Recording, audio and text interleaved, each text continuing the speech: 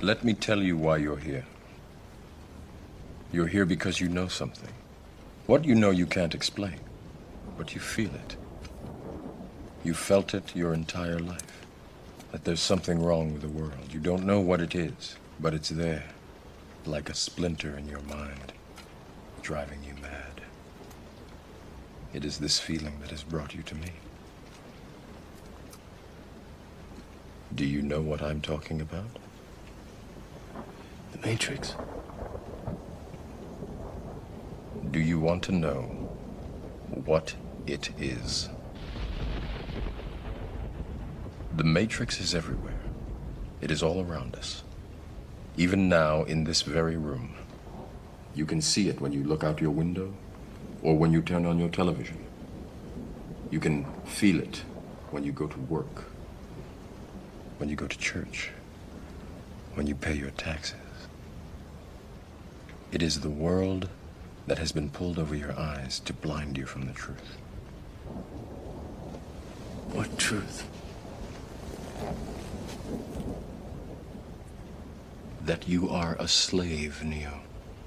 Like everyone else, you were born into bondage, born into a prison that you cannot smell or taste or touch. A prison for your mind.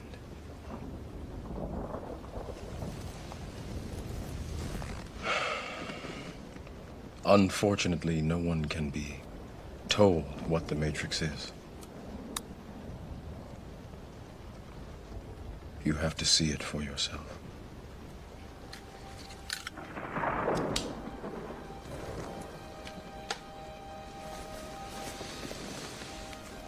This is your last chance.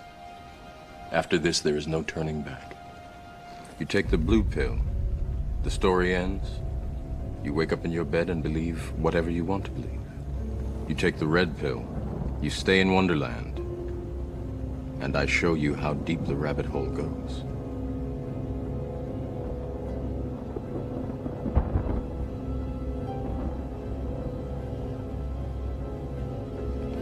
Remember, all I'm offering is the truth, nothing more.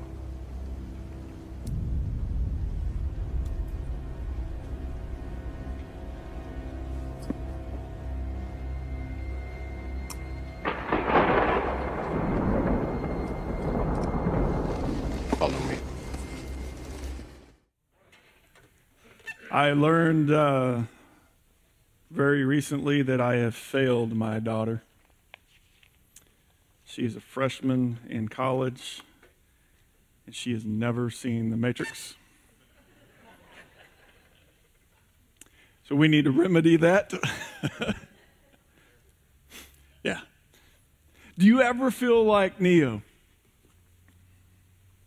You ever feel like there is something wrong with the world, but you don't quite know what it is?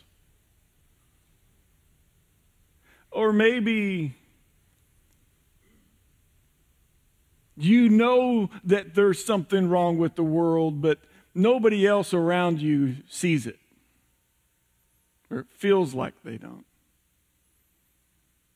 And as you dig into it a little bit, you begin to realize that if you asked anyone, they would all acknowledge there's something wrong with the world. Like everyone you come into contact with has a gripe and an argument and an issue with what's here. They just might not agree with you about what those issues are. You know, things like inequality, distorted sexuality, racism, political malpractice, business injustice, religion. Maybe you would say it's all of the above. Or maybe it's something even deeper. The question is, what do we do about it? I mean, really, there's two choices quite like Neo. If we take a step back, instead of dealing with all of those individual issues, if we take a bigger, broader step back and look, there's really two choices in dealing with this. And we can emotionally, spiritually, intellectually choose to take the blue pill and believe whatever it is that we want.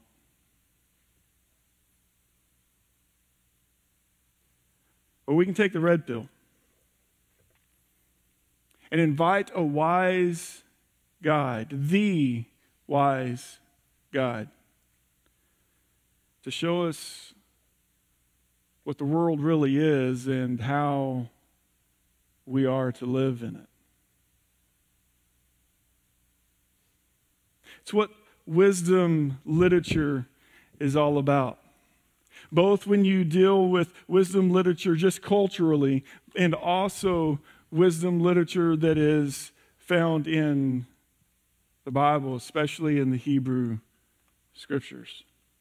When you open up your Bible, the way that it's set up, the way that it's arranged, if you split your Bible right down the middle, you will fall in the wisdom literature. There's a series of books in the Hebrew Scriptures that is known as wisdom literature, and it's Job, Psalms, Proverbs, Ecclesiastes, and Song of Songs, or Song of Solomon. And all of these books are intended to address this thing. They're intended to bring us out of our narrow lens into a much broader understanding of what the world really is and how it is that we are to live in it because of that.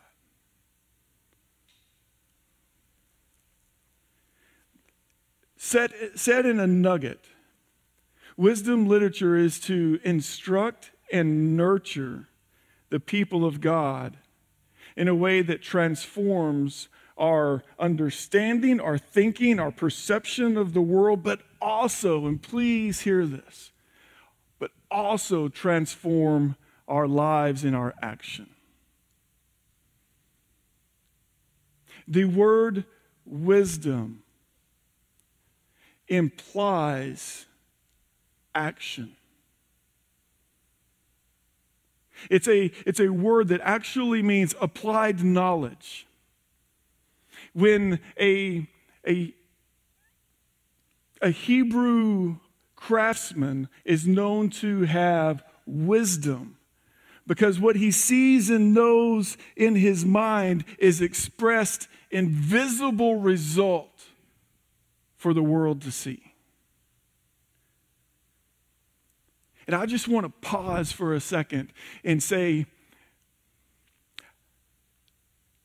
the lack of wisdom, not the lack of understanding, but the lack of wisdom where understanding moves to applied knowledge is one of the greatest threats to followers of Jesus around the globe.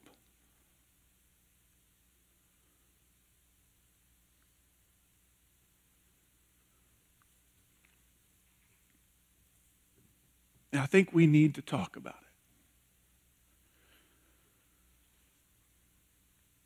There's a prerequisite to wisdom.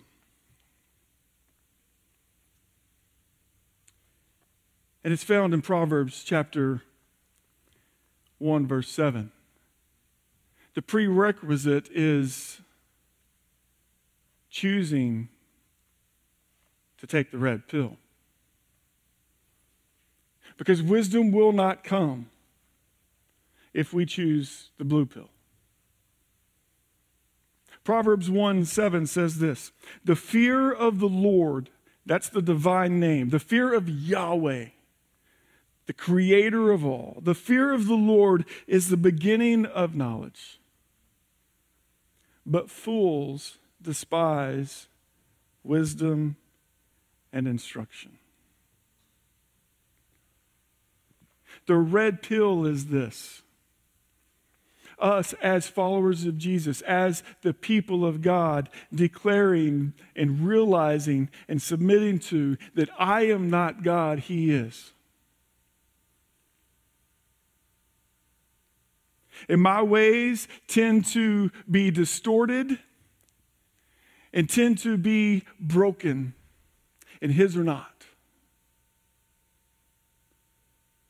And I'm going to submit myself. I'm going to subject myself as one who is underneath my King. And I will acknowledge His rule over my life. And I will do what He asks me to do, even when it's difficult.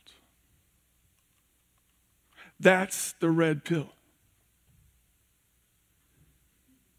The beginning of knowledge. Fear of the Lord.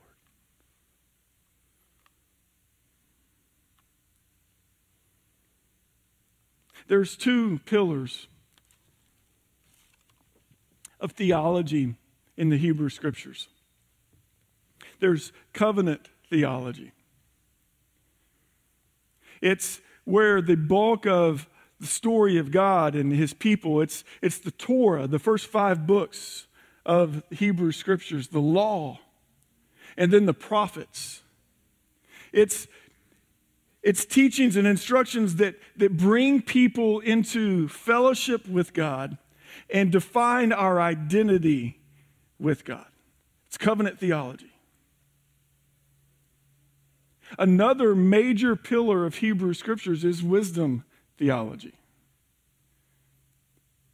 And it goes in kind. Wisdom literature has to be read in view of covenant theology, but it doesn't deal with those things. Wisdom literature isn't about defining an entrance into the kingdom of God. And it isn't really interested in defining the identity of the people of God. What wisdom literature is doing because of these things is it is inviting us to now figure out how it is we are to live as the people of God. We are a changed people. Israel was a changed people because of their covenant with Him. In view of that, now what do we do with this world that we find ourselves in?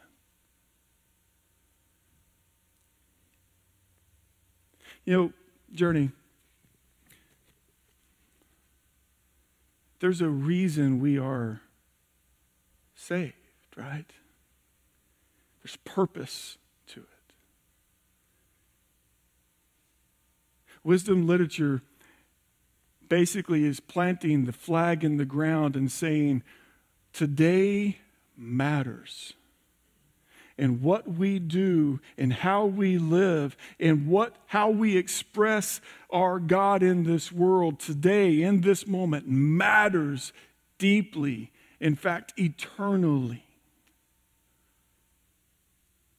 And wisdom is our guide, because it is directly expressing the heart and nature and character of our God as He wants us to express His heart and nature and character in the world. And so we are jumping into a series that we are calling Choose Wisely. There are 2 options. There's 2 doors. There's a blue pill and a red pill. Which one are you going to take? And we are moving into this conversation for the next little while through wisdom literature, specifically through the book of Proverbs in the Hebrew Scriptures.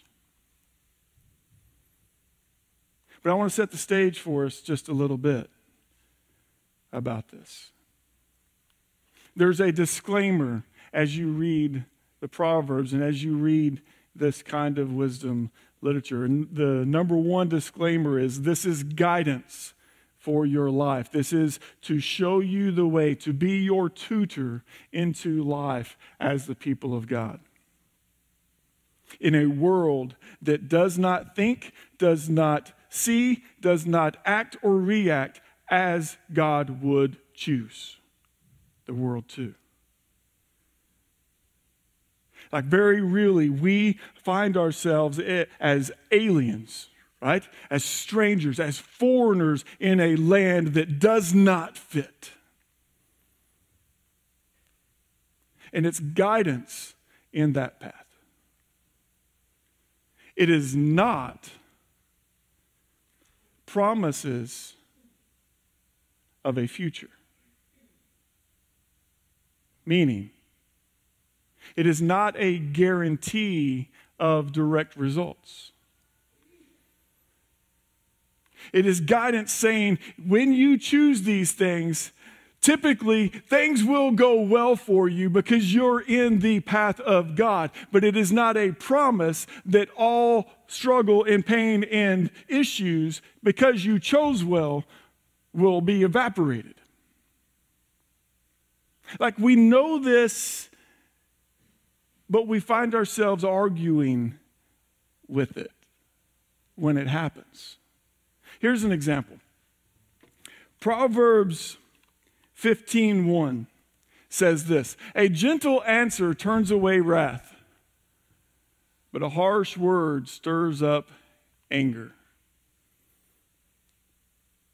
That's generally, I was trying to make genuine and general to one word. That doesn't work. That's generally true.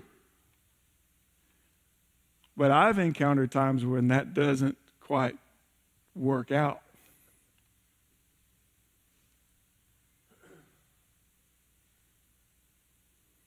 Another famous one is train up a child in the way he should go, and when he's old, he won't depart from it.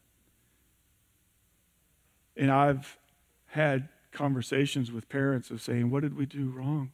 Like we must have failed God or something because our kids have chosen something other than Him. And that's generally true. It's guidance for our path. It's not a guarantee of outcome.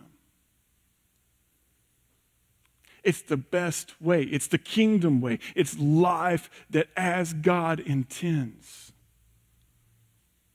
It's what wisdom is supposed to point us to. So a couple other observations, and then we're going to jump in and we're going to have some fun today. Y'all want to have some fun? Okay. I think it's time for us to have some fun.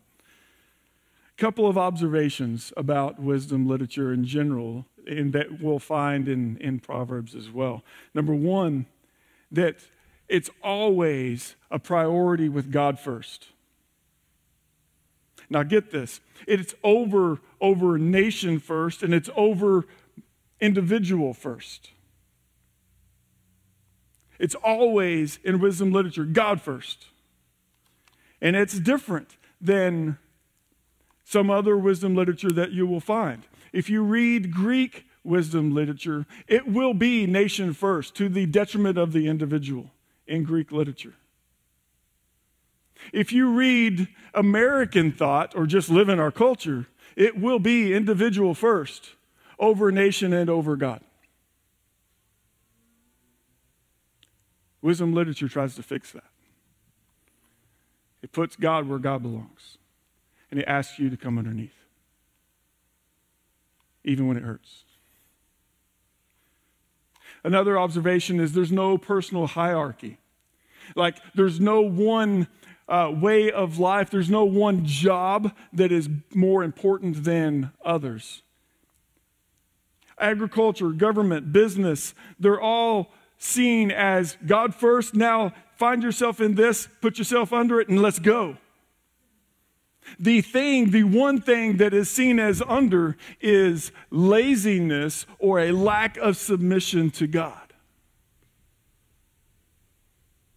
And wisdom literature will say, get off your rear end and go do something. Put this knowledge into action or your life will turn to a pile of poo. I got one response from that. It's biblical. Thanks, Steve.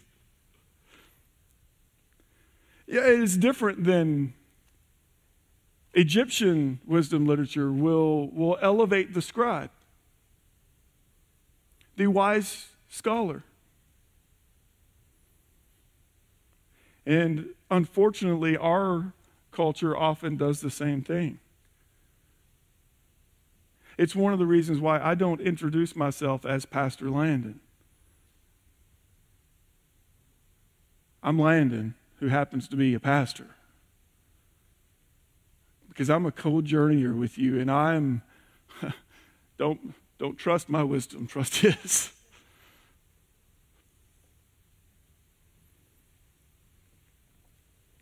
Another observation quickly is that wisdom literature will very often highlight and value the family and the parent influence. It will often even be written from the father to the son.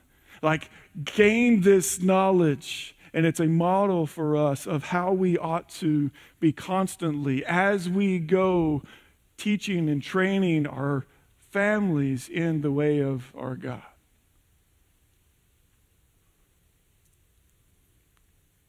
And lastly, again, in case you've missed it, if I haven't said it enough already, it is to humbly acknowledge that divine reality is better and rules over our individual perceptions.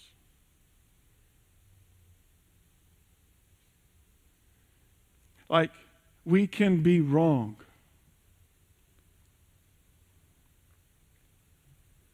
We can think wrongly. We can be biased and miss the mark.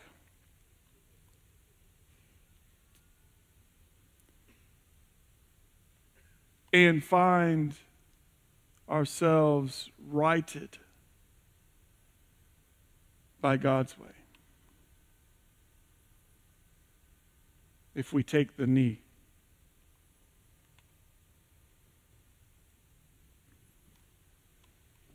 So Proverbs.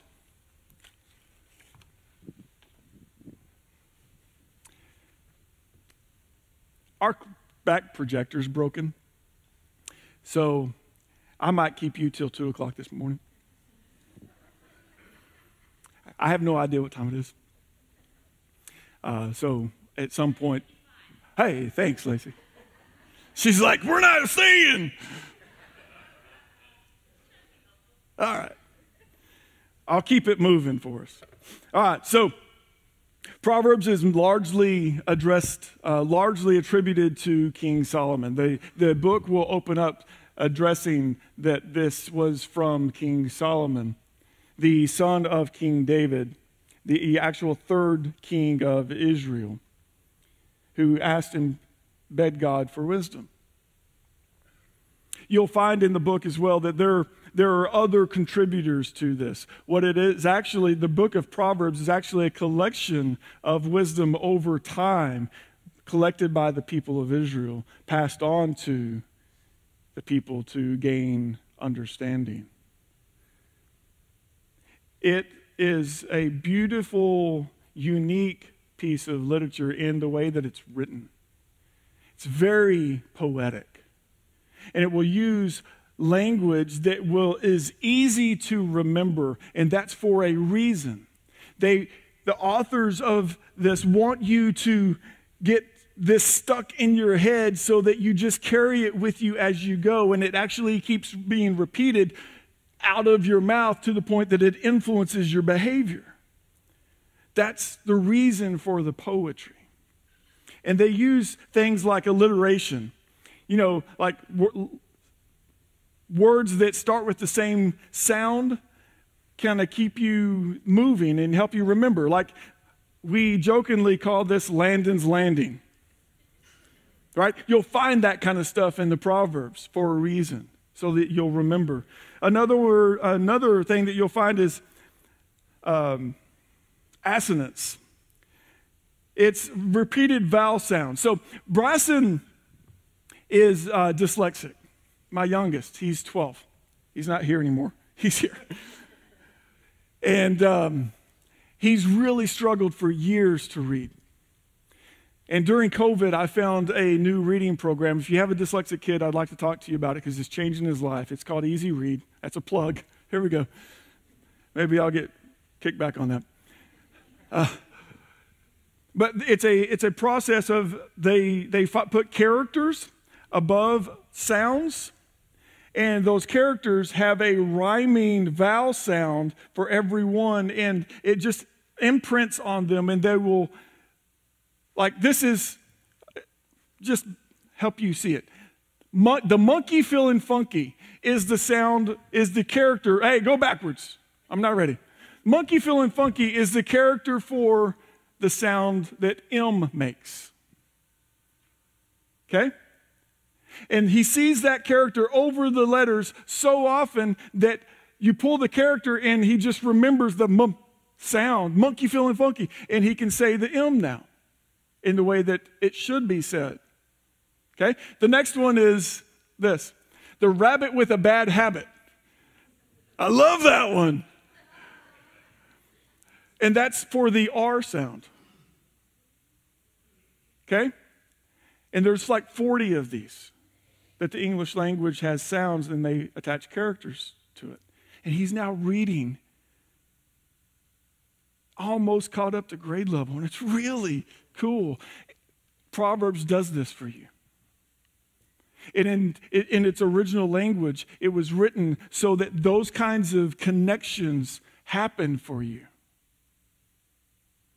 Like, they want you to carry this with you. Another one that you'll find in Proverbs is simile. You know this. This is like this, like coffee is like a best friend.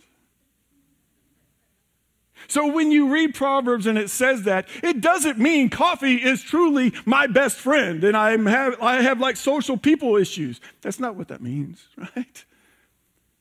It's helping you grab and engage the reality of what's happening. There's all kinds of other word plays. There's metaphors, there's play on words, there's humor, irony, paradox, and contrast.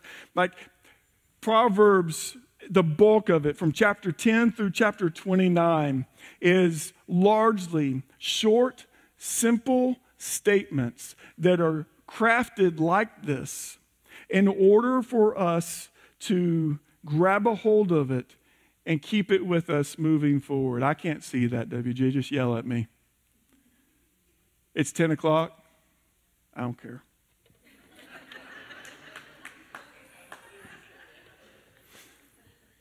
So we know how Proverbs works, right? We know like our culture uses Proverbs that are non-biblical all the time. This is church participation. Let's have some fun today, okay? Here we go. I'm going to start a proverb and you finish it. This is not biblical Proverbs, all right? This is just stuff that we know. You know more Proverbs than you think you do, all right? Look before you. You can do better than that. Look before you. There you go. That's what I want to hear. A penny saved is a penny. There we go. All that glitters is not. You guys are smart. But are you wise? Out of the frying pan and into the fire. Some of my favorites. There's more regret in things that you don't do than in things you do wrong. When you find something you love to do, you'll never work another day in your life. You always miss 100% of the shots you don't take. He who laughs last thinks slowest.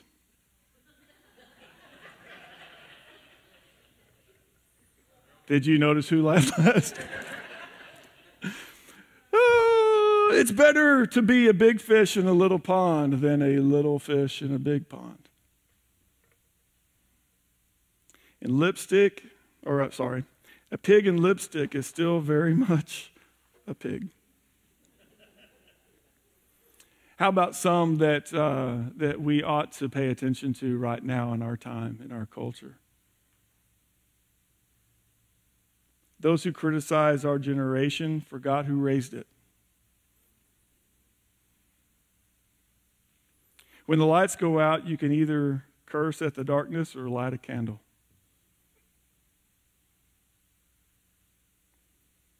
People who live in glass houses shouldn't throw stones.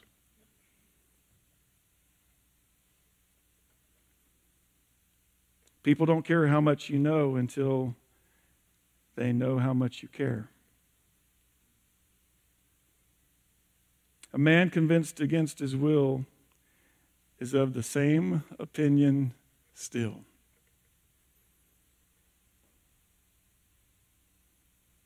Promise you I'm not going to keep you till 2, but let's have some fun. I need 2 volunteers. Come up here right now.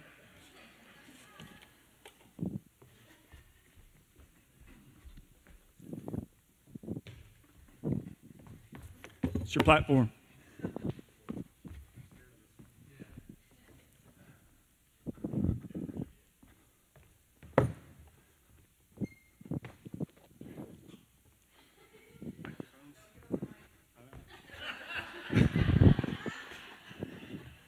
He might take over. All right, here we go. Just like we just did, okay? I want you to, buzz in. Ow, that hurts, by hitting the thing. Okay? That's how you buzz in, and then you can answer. If you get it wrong, then we will punish you. Okay, y'all ready? No. Yeah, not either. All right, same thing that we just did. Nothing ventured, nothing gained. There we go. If it looks like a duck and quacks like a duck,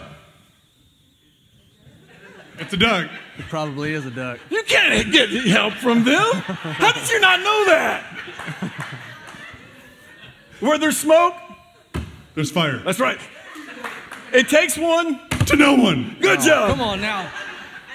If at first you don't succeed, try again. There we go. Now this is a little different. Carpe diem. What does it mean?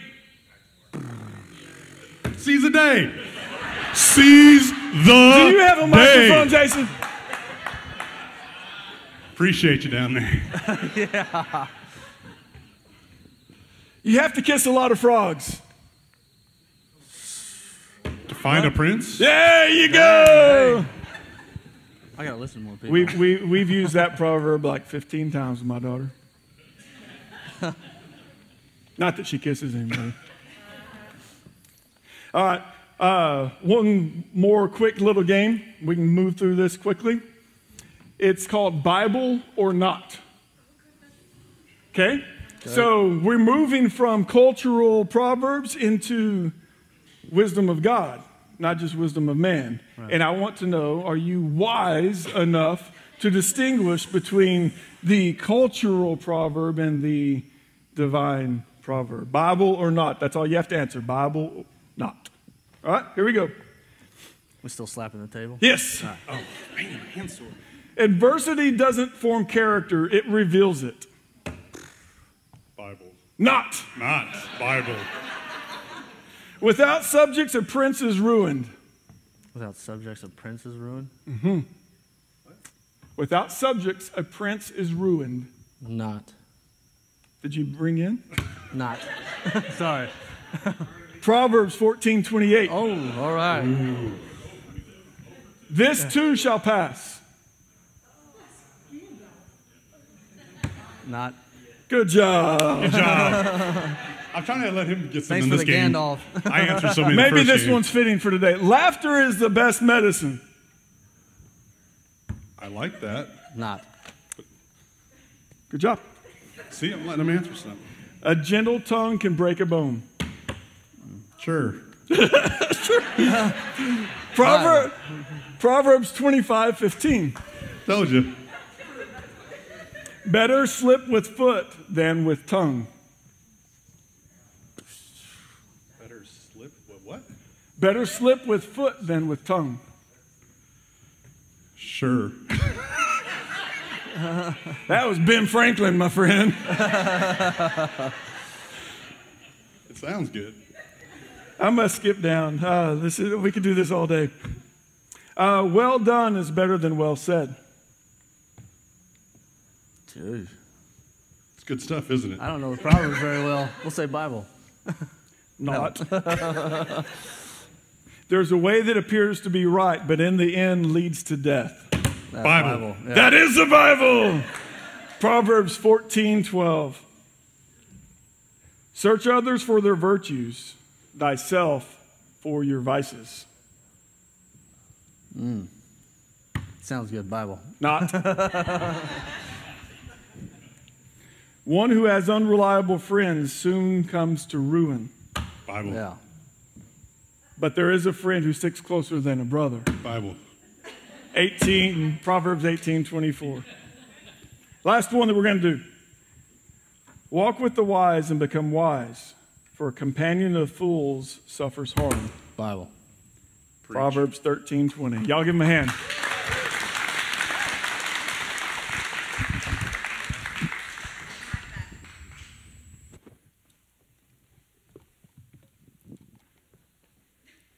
So,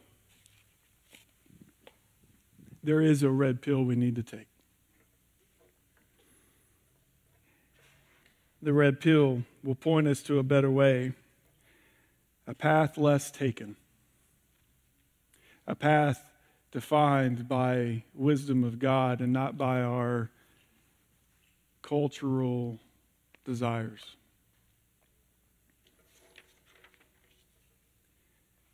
The Proverbs of Solomon, the son of David, the king of Israel, for gaining wisdom and instruction, for understanding words of insight, for receiving instruction in prudent behavior, for doing what is right and just and fair, for giving prudence to those who are simple and knowledge and discretion to the young. Let the wise listen and add to their learning. Let the discerning get guidance. For understanding proverbs and parables, the sayings and riddles of the wise. The fear of the Lord is the beginning of knowledge, but fools despise wisdom and instruction.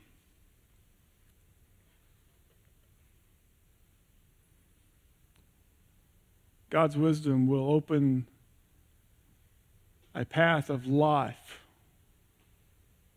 not just understanding, but a way of living for practical matters,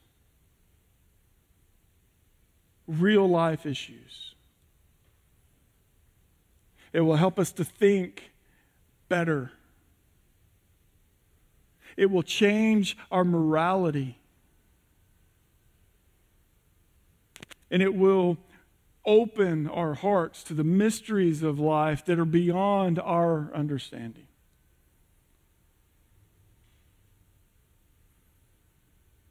Fools despise this conversation.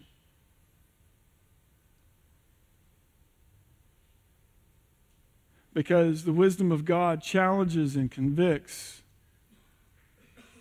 as it guides and encourages. And the wise welcome the rebuke and the instruction. And the fools simply choose to take the blue pill and believe whatever they want.